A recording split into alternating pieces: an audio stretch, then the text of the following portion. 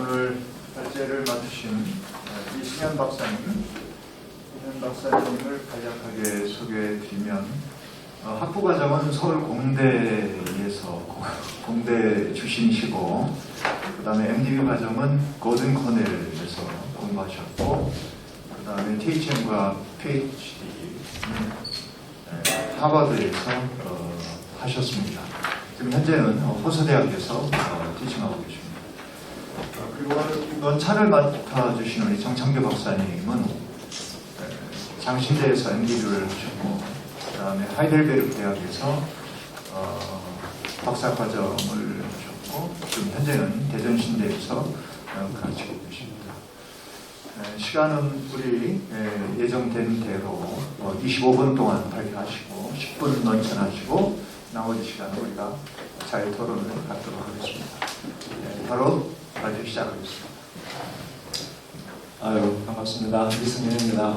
이렇게 우리 바울 선생님이 사도행전이 아니죠. 우리가 고린도전서에서 우리가 지금은 부분적으로 보고 하나 나중에는 얼굴과 얼굴을 대면하고 볼 것이다라고 이야기해서 우리 신학을 하는 학자들이 항상 지금 열심히 공부할 필요가 있나? 나중에 주님 만나면 다 알게 되는데 라는 우리 개인적인 회의를 또 하는데 그것과 상관없이 왠지 오늘은 그 말씀이 참 은혜가 됩니다. 우리 여러 박사님들 못 보시는 분들 거의 2년 만에 3년 만에 얼굴을 대면해서 뵈니까 그 자체가 참 고귀하고 좋네요. 그래서 저희가 이렇게 만나던 것들이 참 소중했구나라는 생각을 다시 한번 해보고요.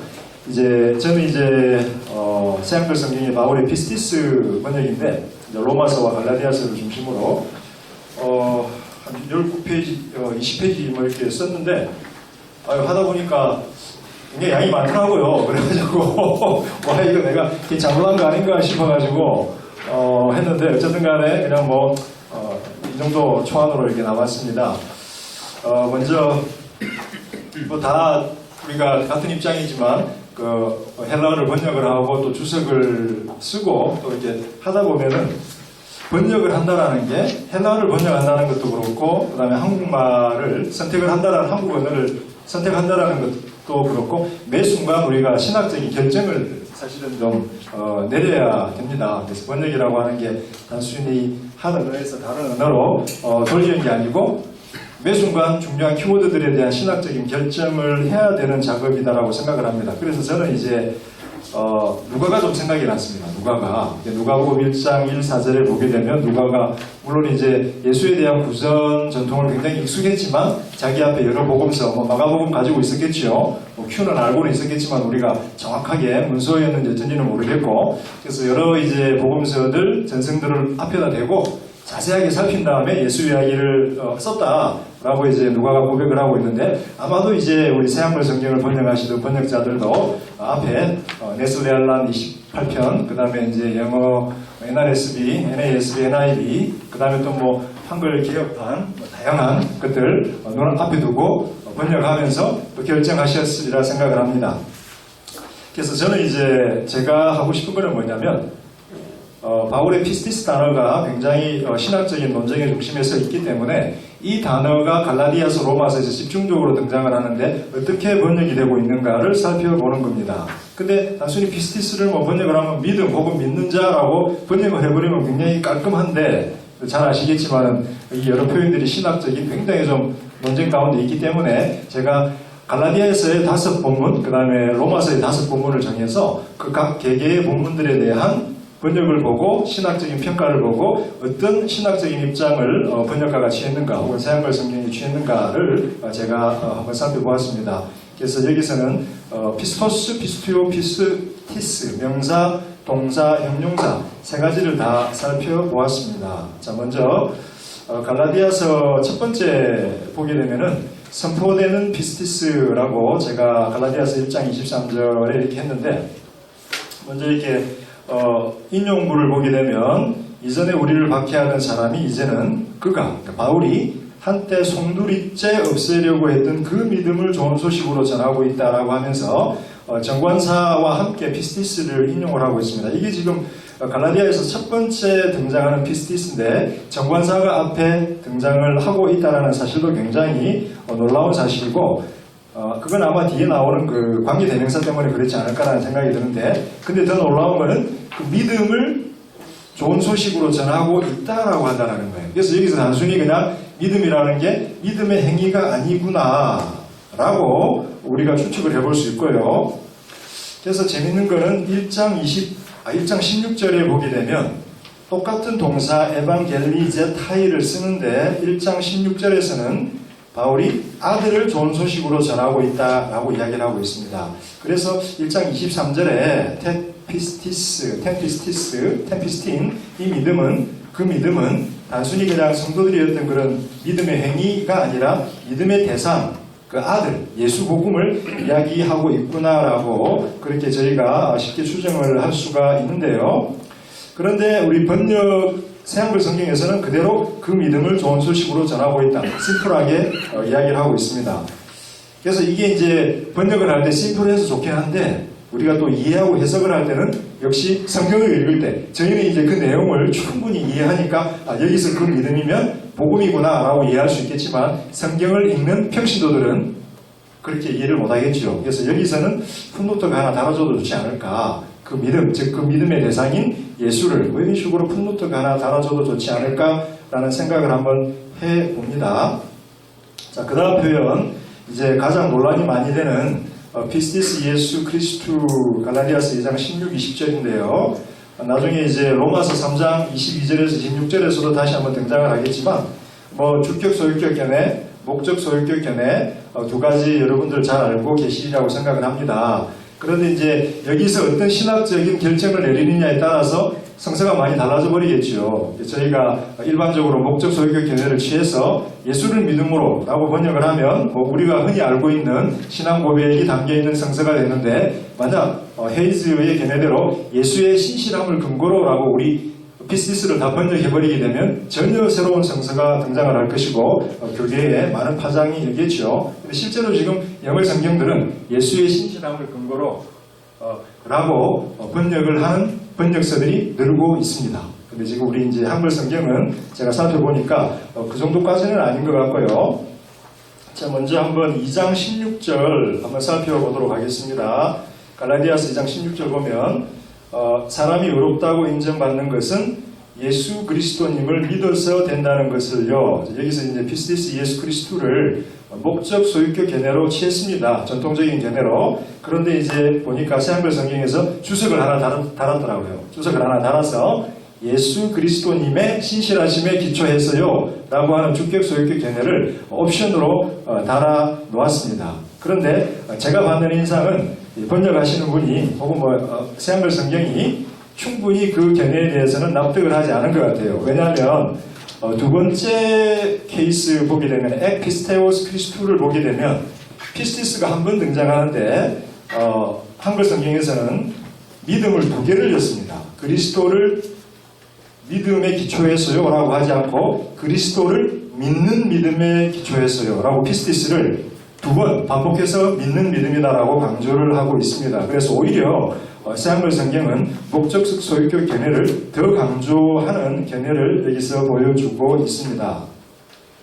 그런데 이제 여기서 액이라는 헬라어 전치사 지금 새한글 성경은 새한글이라고 하고 하겠습니다. 새한글은 계속해서 기초에서라고 이렇게 표현을 하더라고요. 근데 우리 플로어에 계신 우리 박사님들 잘 아시겠지만 액이 기초라는 말도 있지만 또 기원도 있잖아요. 그래서 예수를 믿음으로 말미암아 혹은 믿음으로부터 기인하여라는 식으로 기원으로도 번역을 할 수 있기 때문에 좀 그런 옵션을 생각을 해야 되는데 제가 로마서 갈라디아서를 다 살펴보니까 액피스테오스는 전부 믿음의 기초에서라고 아주 일관되게 굉장히 일관되게 번역을 해버렸더라고요.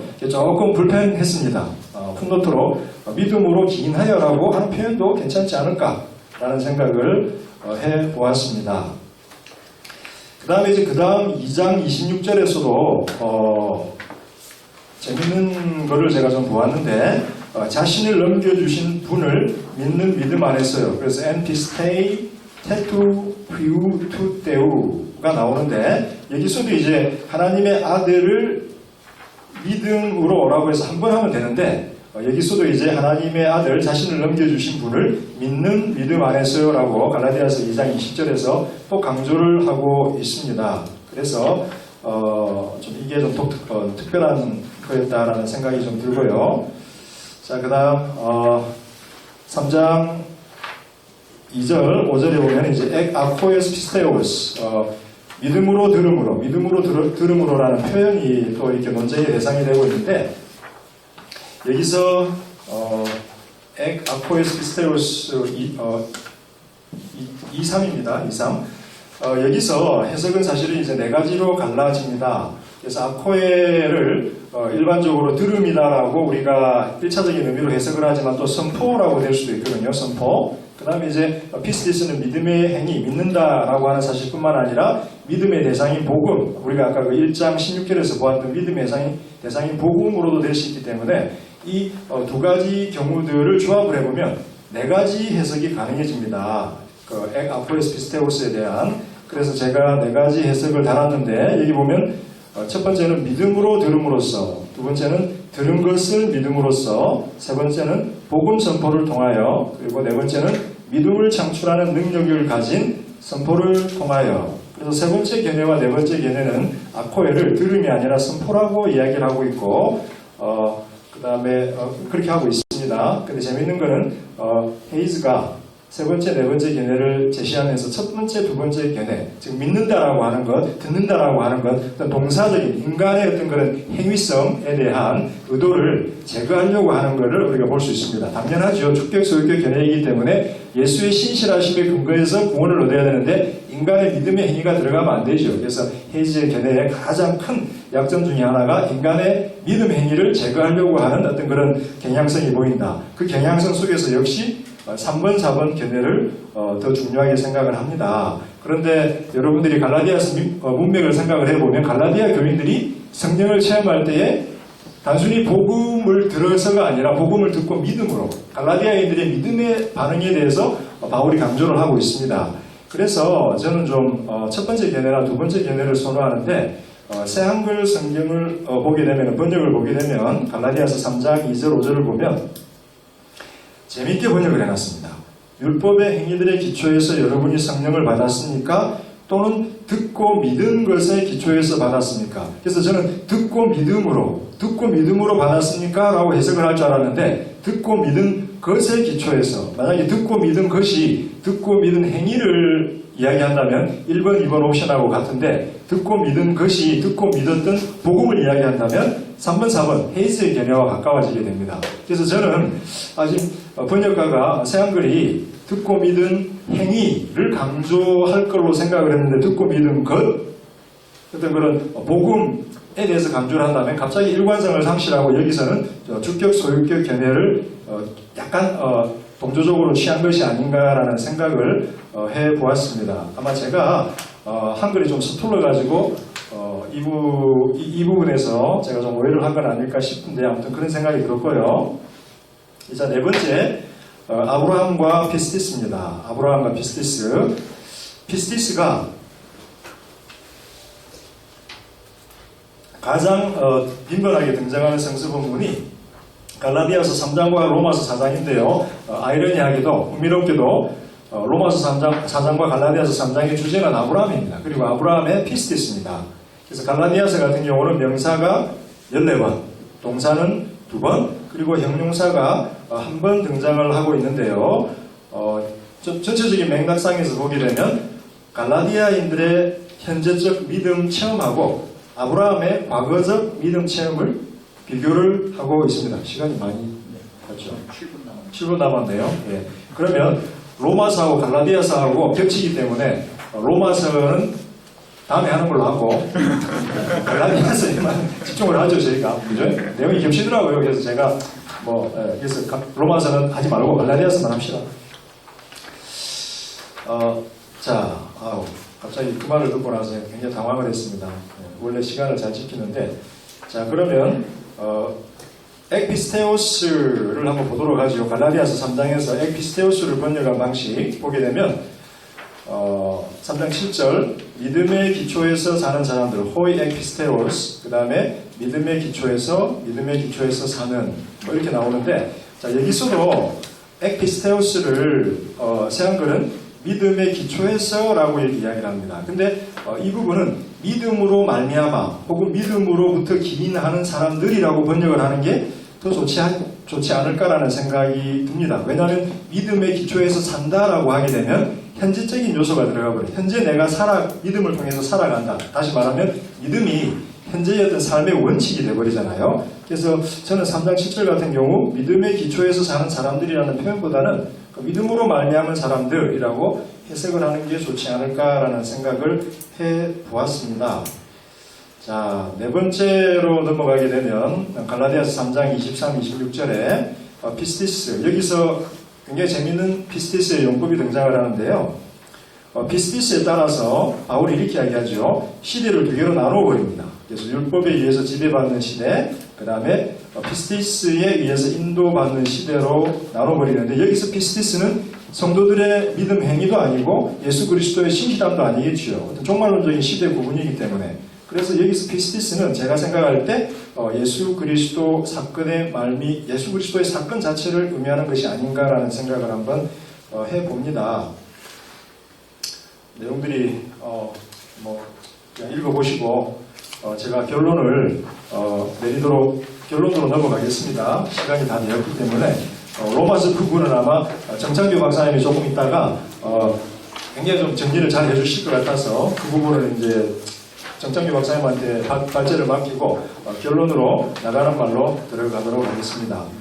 잘 아시다시피 피스티스는 굉장히 역동적인 개념입니다. 그래서 제가 알기로는 한 4가지 정도의 큰 의미가 있는데 피스티스의 의미장 안에는 4가지 정도의 의미가 있는데 첫 번째는 언약에 대한 신실함, 굉장히 좀 구약적인 의미죠. 두 번째는 선포된 말씀에 대한 인식론적 수용과 긍정적인 반응, 저희가 흔히 생각하는 크리스찬적인 어떤 그런 이용이고요. 세 번째는 이제 신실한 관계의 기초로서의 상호 신뢰. 이거는 이제 그리스 로마 사회에서 일상적인 피스티스 용례고요. 그 다음에 이제 순종하는 삶, 지속적인 삶의 방식으로서의 피스티스. 이거 굉장히 좀 바울적이죠. 이런 4가지 정도의 큰 의미들이 있는데 이런 의미가 구문에 따라서 문맥에 따라서 좀 달라집니다. 근데 제가 이제 새한글을 살펴보니까 문맥과 상관없이 무조건 그냥 믿음으로 번역을 했더라고요. 그래서 어떻게 보면 번역을 할 때 믿음으로 번역을 해버렸기 때문에 번역하는데 쉬울 수는 있지만 읽을 때 독자들의 관점에서는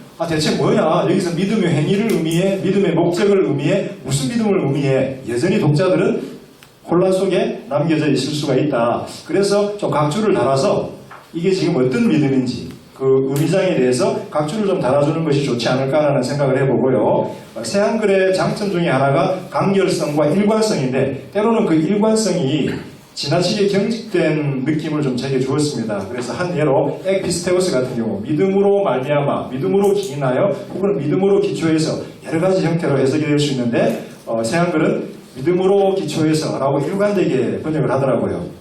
이 정도로 해서 제 발표를 마치도록 하겠습니다. 감사합니다. 시간이 조금 아직 남았는데 적기신 것 같아요. 7시 27분이어가지고 제가 저는 시간이 좀 남았으면 로마서에 대해서 한 1분만 좀 그러시죠. 네, 그럴까요? 한 3분 남았어요. 3분 남았나요? 네, 그러면 제가 로마서에서 하나만 좀 말씀을 드리고 이야기를 하죠. 그래서 로마서 10장 5절에서 17절 보면 흐레마 테스피스테오스 믿음의 말씀 부분인데요. 믿음의 말씀 부분인데